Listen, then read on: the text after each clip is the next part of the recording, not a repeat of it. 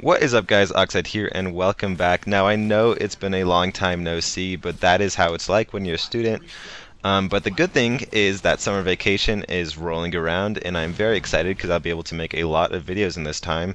I have a new series planned, one called Halo 5 stuff at the moment, and it's going to be videos detailing how I think we can improve Halo 5.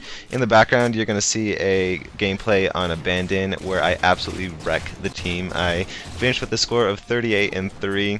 At one point I just completely outstrafe a guy with no shields and it's incredible. And I got a really nice no scope at the end, so stick around for that. Anyways, let's jump into this wonderful new series. First off, I'm going to be talking about how we can improve vehicles for Halo 5, as I am sure you guys have seen in the description. Now, I'm sure you're wondering why I'm talking about vehicles in Halo 5. There are a lot of problems in Halo 4 and Halo Reach, and Halo 3 for that matter, but I want to start off by saying that this video is not going to be hating on Halo 4 completely. I've been a lot on Halo Waypoint and other Halo forums in the past couple weeks for that matter, and I've been seeing just a lot of blind hatred towards the past two Halo games. I know that the games are extremely flawed, and I know that a lot of you people don't like them, and I don't really like the games either, but we still have to agree that they are good games. They're just not great games like we're used to for the Halo series. Anyways, let's get started. Halo 4's vehicle gameplay was probably the worst it's been in an extremely long time, probably since the beginning of the franchise. And that's mostly because of one thing: vehicle health and loadouts. That's actually two things, but whatever. That was quite derpy, as the kids say these days.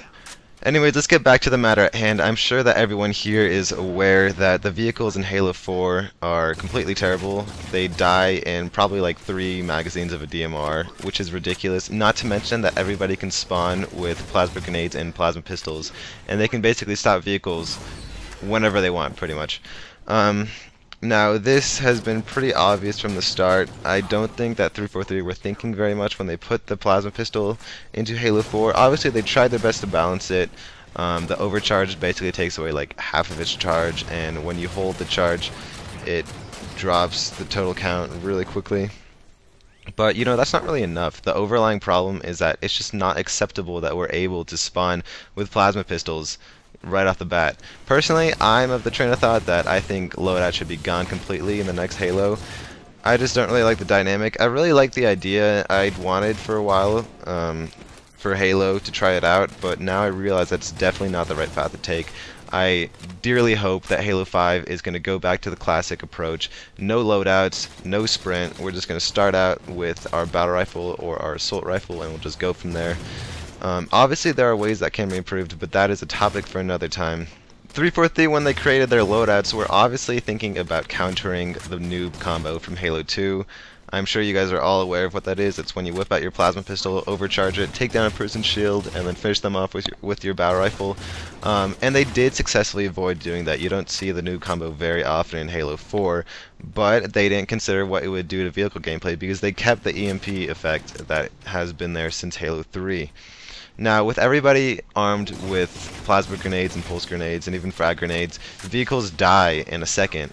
I'm sure all of you at this point are aware that climbing into a Warthog is pretty much a death trap, and the same goes for practically any vehicles, including Scorpions, including Mantises. And personally, I think it's quite sad. I think that the vehicle gameplay aspects of Halo are some of the best in the first-person shooter market, including Battlefield. I really think that it contributes to the fun aspects of Halo. Nothing really beats climbing into a Warthog and playing through Savo Highway of Halo 3, or the Ark of Halo 3, or the Covenant of Halo 3. Really, just anything Halo 3, or for all you old school people, Halo, the level Halo from Halo Combat Evolved was extremely good.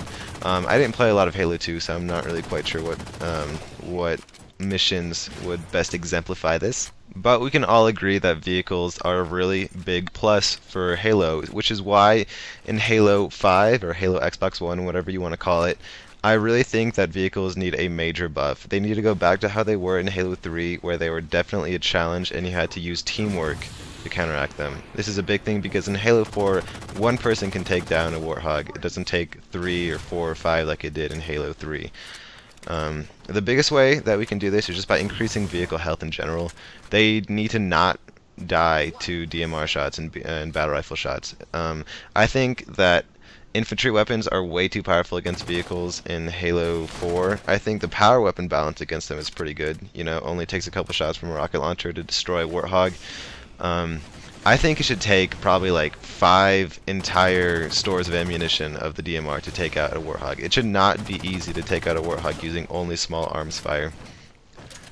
Now when it comes to the weapons on vehicles, I'm kind of split on this. I think that most of the vehicle weapons in Halo 4 are well balanced, with the exception of the Warthog and the Banshee. Now what I mean by the Warthog is that at launch it was slightly weak, and 343 did a good job of fixing that. But the Banshee bomb is completely overpowered. I hate how in Halo Reach and Halo 4 you can kill a person with one shot, which I think, pardon my French, is fucking stupid. I think it should take multiple shots like it did in Halo 1, 2, and 3.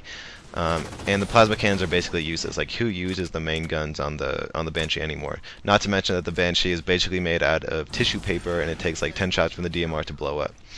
And rant, let's continue. Now this next part might sound a little unorthodox, and that's because it is. I was reading through some Halo Waypoint topics. Halo Waypoint is the main forum for Halo nowadays, and I saw a person suggesting adding shields to Halo vehicles. Now I know this sounds weird, it sounds like it might be overpowered, but I actually think it could work quite well. Now this would not greatly increase the health of vehicles. The total health of vehicles would be pretty much the same as it is in Halo 3. The only difference is that the top layer of your vehicle's health would regenerate in the form of a shield. Once you got past the shield, the vehicles would just get destroyed really quickly, but when you do have shields, you don't need to worry about your vehicle getting completely shredded like you do in Halo 4. You could enter engagements and come out of them, wait a little bit, have your shield recharge, and get back into it. Now these would not be super strong, they'd probably only be twice as strong as normal shields. It would just allow vehicles the ability not to fear small engagements. Obviously, once the shields were gone, the vehicles would get shredded really quick, like you would expect in modern war. Along with the removal of plasma grenades and plasma pistols, I think this would really benefit Halo 4 or Halo 5. There's so many Halos now, which is a good thing. I like that. Anyways, guys, I hope you enjoyed this commentary. I hope you enjoyed the gameplay in the background. Final score was 38-3. I wrecked this team. I hope you guys enjoyed the little bits of fancy. One final thing before I go. I have a couple shoutouts I want to make. The first is to a friend I have. His name is Alex. His channel name is called the AR Music Group. He makes Call of Duty videos, so all of you that enjoy that, head on over. His videos are great. They've really improved in the past couple weeks, and I think you guys will grow to like him really quickly. The last is a guy by the name of the Fancy Penguin. He makes lots of different types of videos. He loves Halo, he really likes Destiny, and I think you guys will like him if you like my channel. Anyways, guys, I hope you enjoyed this video. I hope you guys have a nice day, and leave me some comments in the comment section. I want to know what you guys think about my video and what I said.